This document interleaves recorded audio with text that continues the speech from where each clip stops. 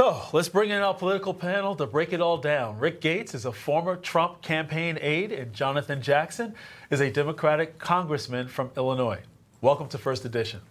Good morning. Good morning. Good morning. Great to have you. So we just heard that report from Jody Cohen with the breaking news that there is a ceasefire deal with Hezbollah and Israel, and President Biden pulling this together as he heads out the door. But Rick, can you explain a little bit more about the implications of this deal? It's 60 days, which leads us through the Trump administration. He comes into power. Is this Biden trying to hold on to his legacy? And what are the ramifications? Well, look, I think it's, first of all, good news. It's brings stability to the Middle East. I think it is ironic that as soon as Donald Trump was elected, both Hezbollah and Hamas were angling for, some sort of ceasefire, some sort of peace arrangement. I think Hamas will be next if they agree to release the hostages. So I think the implications, look, at the end of the day, it does bring stability. Does Donald Trump get some credit? Does Joe Biden get credit? I think at the end of the day, America should get credit for, bringing about this peace process. It's fragile, though. I will say it is. I will be surprised if it holds for 60 days. There are rogue elements within Hezbollah that will likely try to derail it. So I think that we'll have to be very careful and watch to see what happens, particularly over these next few days, and whether or not Hezbollah lives up to its end. And if not, it'll give Israel the right to go in. And I think that's exactly what Israel was, angling for as well, an opportunity to go in and strike even further if they need to. Great points, Rick. Jonathan, there's no better time than the present. And the present deal, this is a ceasefire deal, which is awesome, regardless of who gets credit. And we have to also give credit to Israel for standing strong for over a year, fighting back. Now, this is only the first step. If this ceasefire deal for 60 days hold tight, and as Rick pointed out, there's a lot of threats to it, that could actually lead to Hamas, and who knows what the Houthis will do. So how do you break this all down in your thoughts and analysis? Well, it is good news, and I would give credit to the Biden administration. They've been working diligently on this, but I would also say for lasting peace, you have to get to the root cause. The root cause started with Palestinian sovereignty, land issues. It also started with threats to Israeli security, also started with occupation, if you will, in the West Bank and in the Gaza territory. So the absence of noise, Reverend Martin Luther King taught, is not the presence of silence, but it's the presence of justice. We have to have justice. We have to have peace throughout the area. I would also recommend that we have a multilateral coalition that goes in there. Who's to say who's the provocateur at which time? Mr. Netanyahu has some outstanding serious charges leveled against him by the International Criminal Court. I would say that bring the negotiators in there. Egypt has a key interest in wanting to be at the peace table. Qatar has a key interest. Saudi has an interest. There's a multi-state governance that would want to see a lasting peace. Mr. Netanyahu, no sooner than he was talking about peace in Hezbollah, is moving his war machine. He wants to focus on Iran. So I would say let's bring in international groups so that there's not a hair trigger, one person saying the other person started and violated the and started this cycle for retaliation. So there should be a multinational group in there to ensure peace because it's in everyone's best interest. Well, now turning to national security here at home, the new border czar visiting the border. Surprise, surprise. I mean, that's a novel concept, Rick. Tom Homan saying the new administration is already getting to work and sent a clear warning to Democrats. Don't test us. And I'm sending a message for the people that say they're going to get in our way. They're going to stop us from doing what we're doing on interior enforcement operation. I've said it 100 times in the last week. Don't cross that line. It's a felony to knowingly harbor and conceal an illegal alien from immigration authorities. Don't test us. Rick, finally, we're hearing what really should have happened long ago with respect to protecting our border, our sovereignty. Of course, you notice the American flag on his cap and sleeve. I mean, this is long overdue as well. But talk to us a little bit about Tom Homan and this recent visit with Governor Abbott. Yeah, look, I think Homan was a fantastic choice. I mean, he is going to get the job done. He obviously shares the president's passion and ideological agenda in making sure our borders are secure. There's no doubt in Americans' minds that immigration was one of the key issues of this election, whether you're Republican, Democrat, or Independent. Many Americans were concerned about what was happening along the border, the threats coming across, where there are, terrorists coming into our country, the drugs, the fentanyl. There's just a whole list of things. And Homan is going to do a fantastic job early on going in and doing what they said they're going to do, and that is shutting down that border until things can get fixed and we can start rooting this out. And I think this is good for America. Look, I think it's going to be tough to begin with because of what has happened over the last 4 years and what Joe Biden has allowed to happen. And now somebody's got to clean up his mess. But there's no better, I think, person than Tom Homan to do that.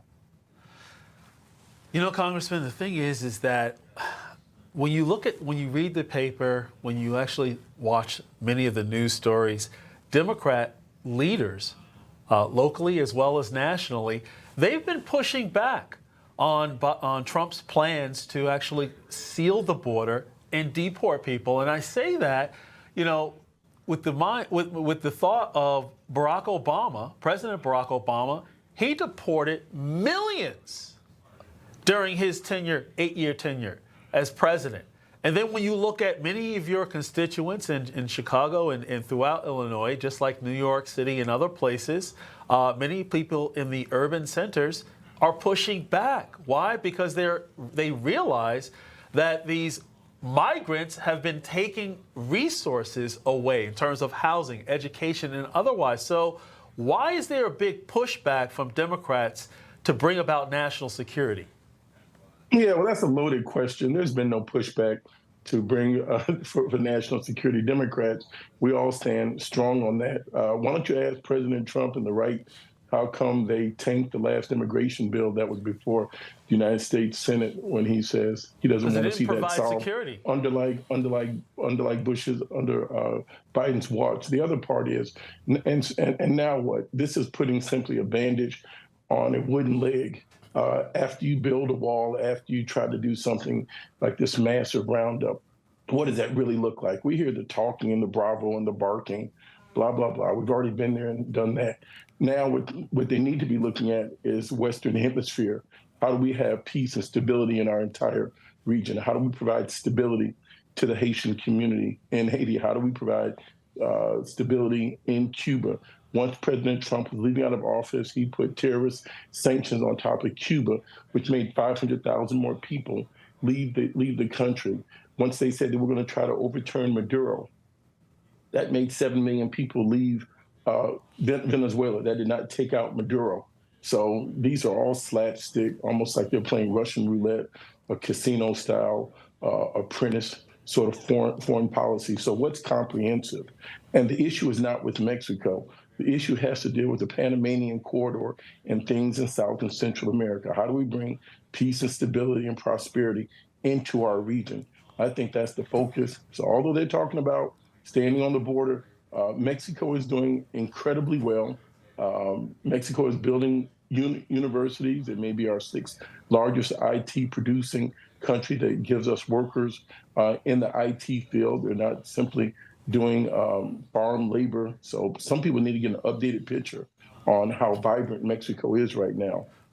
And some people need to understand that before we think about bringing peace and stability in Central America, we need to bring peace and stability to places like the O Block in Chicago. Great point.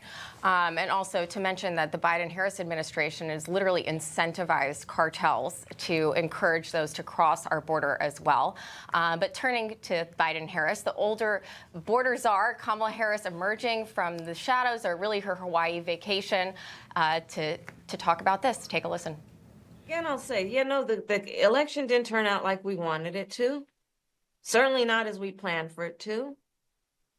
But understand that the work we put into it was about empowering people. That's the spirit with the work we did. Rick, I don't want to cast aspersions here, and I'll make a quick joke. I mean, some people are saying on Twitter that maybe in Hawaii the coconut tree got in the way, but hit her on the head, because this speech that she gave was really incoherent, in my view. And also with bragging about the amount of dollars she spent in her campaign, marking that as a win when she's $20 million in debt, and people from the DNC are actually posting that they are losing their jobs and are having to go on GoFundMe. It's really something that you wouldn't want to brag about, right? No, not at all. I think that speech that she gave yesterday just kind of sums up her entire campaign and the way she operated it. And look, if somebody is going to blow $1 billion, why in the world would we ever trust her as Americans to run our country?